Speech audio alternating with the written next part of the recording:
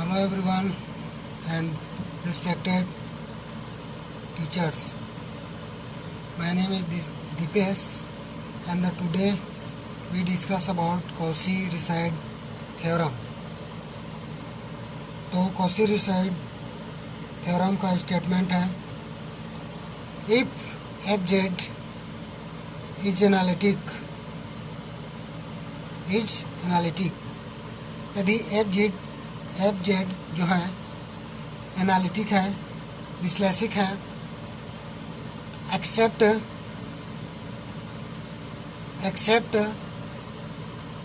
Eight a finite poles z1 z2 zn within the closed surface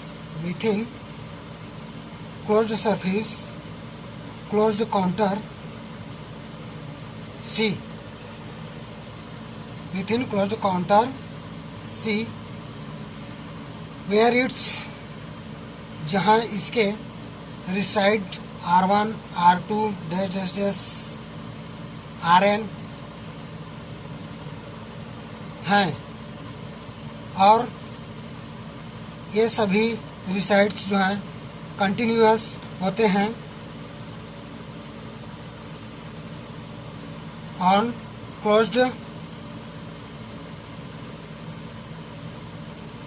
surface C पर.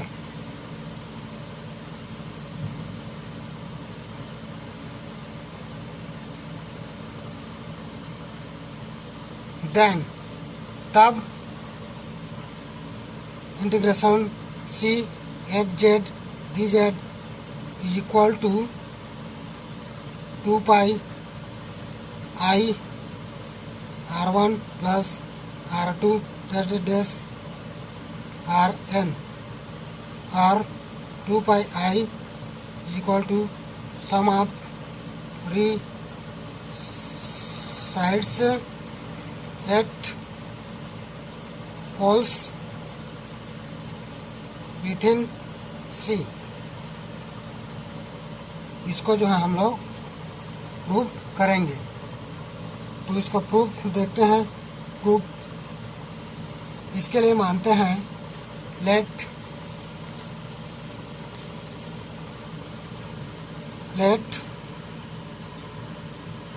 Gamma 1 gamma 2 gamma 3 gamma 4 and gamma n are the circles. Gamma 1 gamma 2 gamma 3 gamma n तक जो है circles हैं.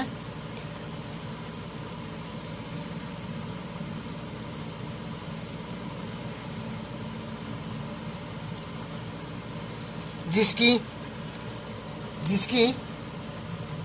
Centre जो है क्रमशः z1 z2 z3 z4 और zn हैं.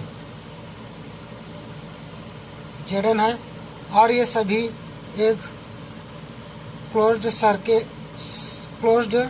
काउंटर C के अंदर में जो है उपस्थित हैं, अंदर में जो है पाए जाते हैं. Circles with centres z1 z2 zn respectively, and the each radius of these small circles gamma 1 gamma 2 are the same and small.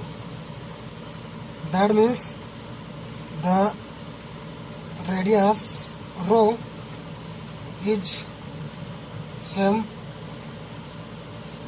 for each and small.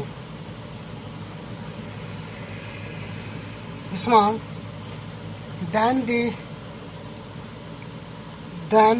तब ये संपूर्ण circles then the entire circles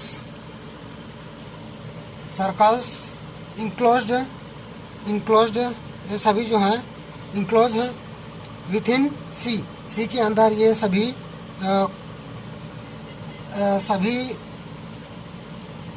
circles जो हैं closed हैं के अंदर जो है पाए जाते हैं। तब FZ जो होता है इज एनालिटिक होगा, इज एन एनालिटिक। तब FZ जो होगा वह एनालिटिक होगा, इनक्लोज्ड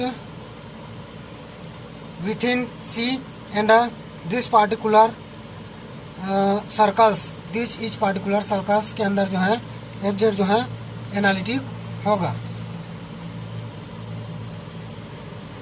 तब हम लोग Cauchy theorem for multiple connected region के लिए जो है जानते हैं कि C FZ DZ minus integration summation R is equal to 1 to n gamma n FZ DZ is equal to 0 और integration C FZ DZ is equal to integration gamma 1 FZ DZ plus integration gamma 2 FZ DZ। इसको इस तरफ पक्षांतर कर दिए हैं और R का वैल्यू जो है क्रमशः रखते हुए जा रहे हैं, plus dash dash plus C gamma n FZ DZ। इसको हम लोग इक्वेशन 1 देंगे।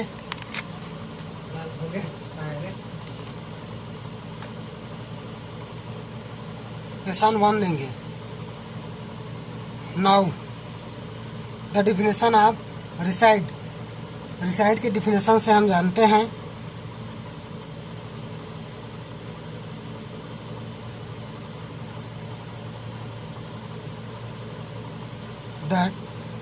कि 1/2 pi I integration C FZ DZ is equal to RES Z is equal to Z1 FZ is equal to R1। Therefore integration ये gamma 1, क्योंकि gamma के लिए पहले देखेंगे gamma 1 FZ DZ is equal to 2 pi I R1।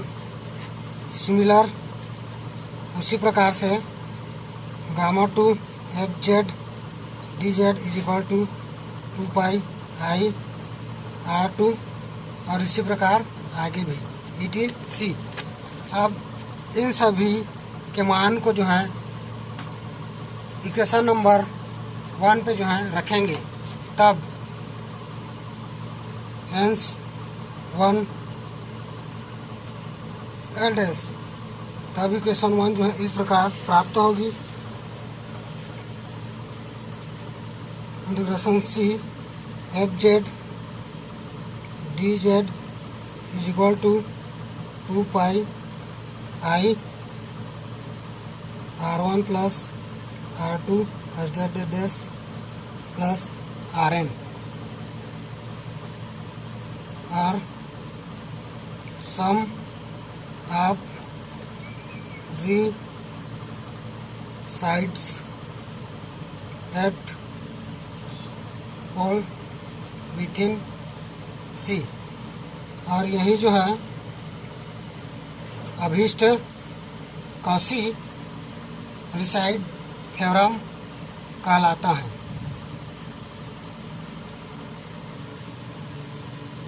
अब हम reside और Cauchy reside theorem से संबंधित एक क्वेश्चन देख लेते हैं।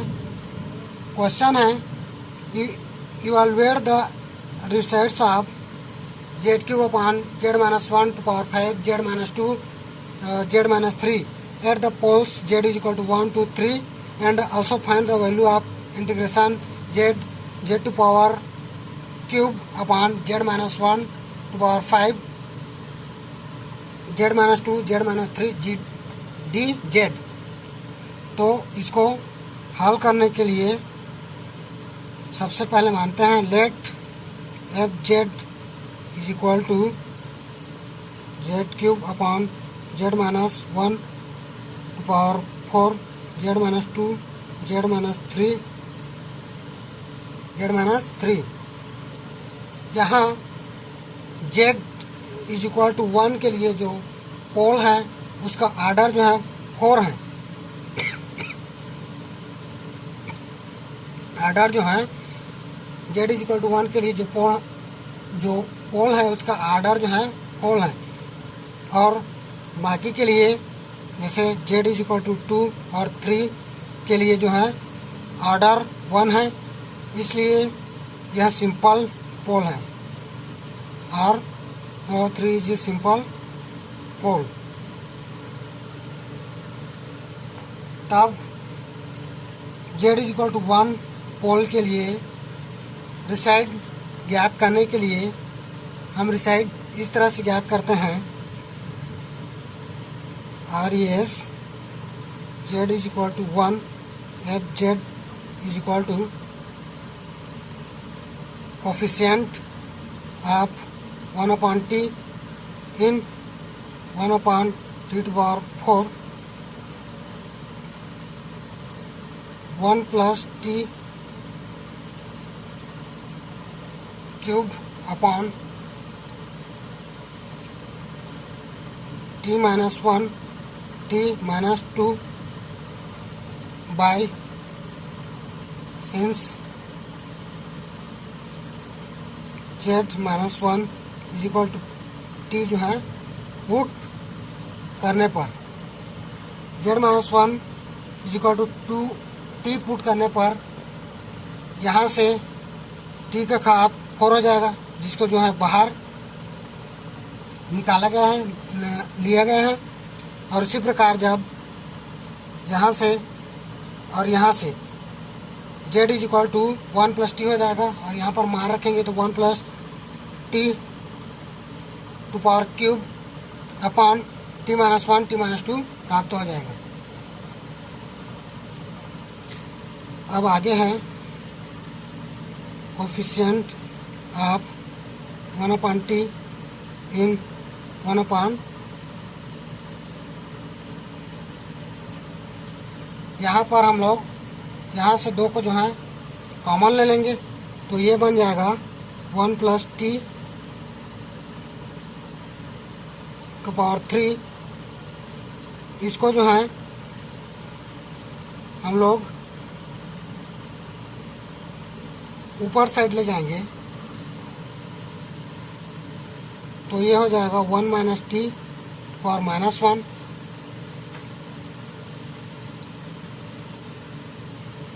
और ये 1 माइनस 1/2 टी टू पावर -1। यहाँ जो है ये यहाँ जो है इसके जो है साइड को चेंज किए हैं, 1 को इस साइड लिए हैं तो माइनस कोष्टक के बाहर माइनस प्राप्त हो जाएगी, और यहाँ पर भी एक माइनस इसके लिए जो है प्राप्त होगा, और ये 2 माइनस टी हो जाएगा। और यहाँ से 2 को जब बाहर निकालेंगे तो यहाँ पर 1 बचेगा इस साइड के लिए, और इस साइड के लिए 1/2 और ये टी, और इसको भी ऊपर ले जाएंगे तो इस टाइप से जो है एक स्टेप और प्राप्त हो जाएगी। अब इसके बाद इसका इन सभी का जो है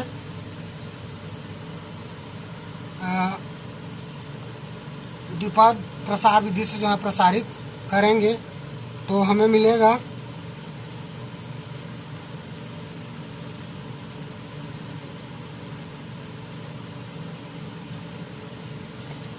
तो हमें मिलेगा 1 plus 3t plus 3t square plus t cube, और इसके लिए 1 plus T square plus 1 plus T square plus 3 घात, आगे भी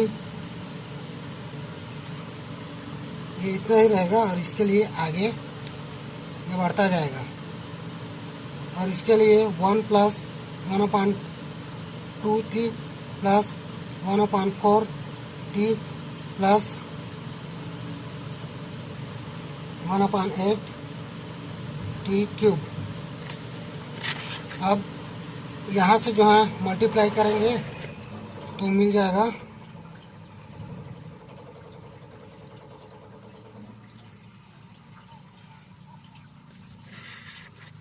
स्क्वायर, और ये हो जाएगा 1 plus 3t plus 3t square plus t cube.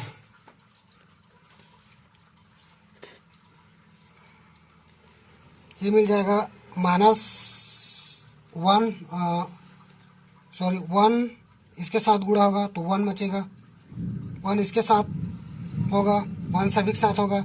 इसी प्रकार इस तरफ यहाँ पर t है, t इससे जब मल्टीप्लाई होगा तो यहाँ और यहाँ 1t रहेगा, और यहाँ से मल्टीप्लाई होने पर 1t रहेगा। दैट मीन्स ये और ये वाला जो है आपस में जुड़ेंगे, तो इसके लिए हो जाएगा 1 प्लस 1, ये 1 का 1 और इसका 1 और 1/2 आपस में जुड़ेंगे तो 3/2t। और इसी प्रकार जब 1 का गुणा यहाँ से होगा तो स्क्वायर में होगा, टी स्क्वायर का मल्टीप्लाई जब 1 से होगा तो टी स्क्वायर होगा, और टी का टी से होगा मल्टीप्लाई होगा तो टी स्क्वायर होगा। अर्थात यहाँ इसके लिए 1/4 प्लस इसके लिए 1/2 प्लस इसके लिए 1 जो है जुड़ेंगे। इस तरह कुल जो है 7/2 जो है प्राप्त होगा, और कॉमा के रूप में टी स्क्वायर रहेगा। उसी प्रकार आगे भी प्रोसेस जारी रहेगा, और ये 15/8 t⁻³ प्राप्त होगा, और ये आगे बढ़ता रहेगा। फिर से उसके बाद इसको आपस में गुणा करेंगे, क्योंकि यहाँ से t की घात 4 को जो है कोफिशिएंट लेना है, मतलब 1/t का कोफिशिएंट लेना है इसमें। तो चूँकि यहाँ पर t का घात 4 है, तो इस साइड में जो मल्टीप्लाई होगी उससे जो t का घात 3 जो टर्म रहेगा वही बचेगा, और बाकी सारा जो है उन टर्म को हम लोग नहीं लेंगे, क्योंकि जब इस साइड में जो t की घात 3 से कम वाला रहेगा तो इससे भागित होगा तो भी t जो है बच जाएगा, और इससे अधिक होगा तो भी t बच जाएगा। इस तरह इसका t⁻1/t का जो कोफिशिएंट हमको नहीं मिलेगा। कोफिशिएंट तभी मिलेगा जब इस साइड में जो इसका और इसका मल्टीप्लाई होने पर t का पावर जो है 3 प्राप्त हो, और 3 कब प्राप्त होगा जब ये लास्ट टर्म का मल्टीप्लाई इससे होगा 1 से, और सेकेंड लास्ट का इससे सेकेंड से, और थर्ड का ये वाला थर्ड से, और यहाँ से फर्स्ट का इस फोर्थ से, तभी हमें t की घात 3 जो है प्राप्त होगा। इस तरह जो है हो जाएगा coefficient of 1/t in 1/2t cube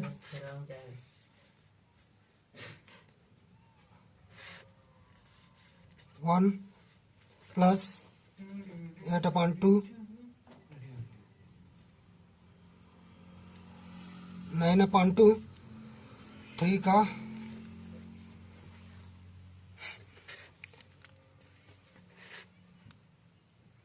3 का,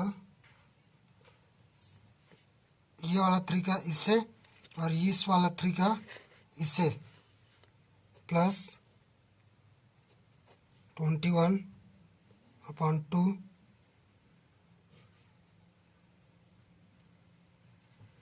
ये 4 है, 21/4 प्लस 15/8।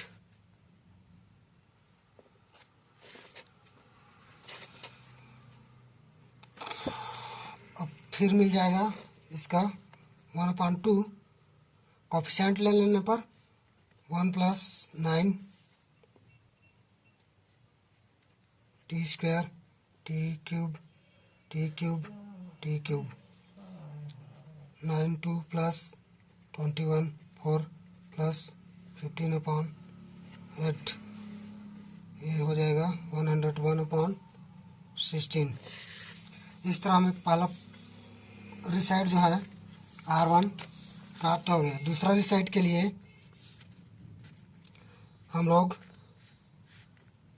इस प्रकार हल करते हैं। Residue z = 2, fz = limit z tends to 2 z - 2 fz upon = limit z tends to 2 z³ upon z - 1/4 z - 3। 2 का मान यहाँ ये सब में रखने पर हमें उत्तर मिल जाएगा -8। उसी प्रकार रिसाइड z = 3 fz के लिए मिल जाएगा limit z = 3 z - 3 fz = limit z tends to 3 z³ upon z - 1/4 z - 2 = 27/60। इस रिजल्ट जो है प्राप्त हो गए हैं।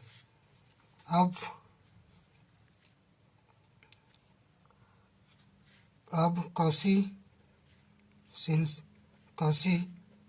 रिसाइड थ्योरम से z fz dz = 2πi r1 + r2 + r3 = z z³ upon z - 1/4 z - 2 z - 3 dz = 2πi 101/60 -8 + 27/60 =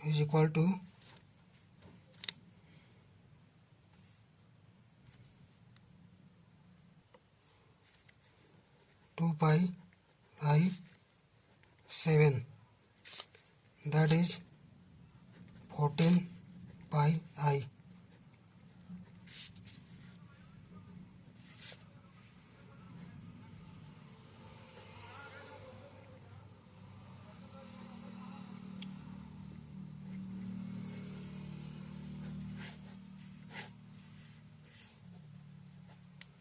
Thank you.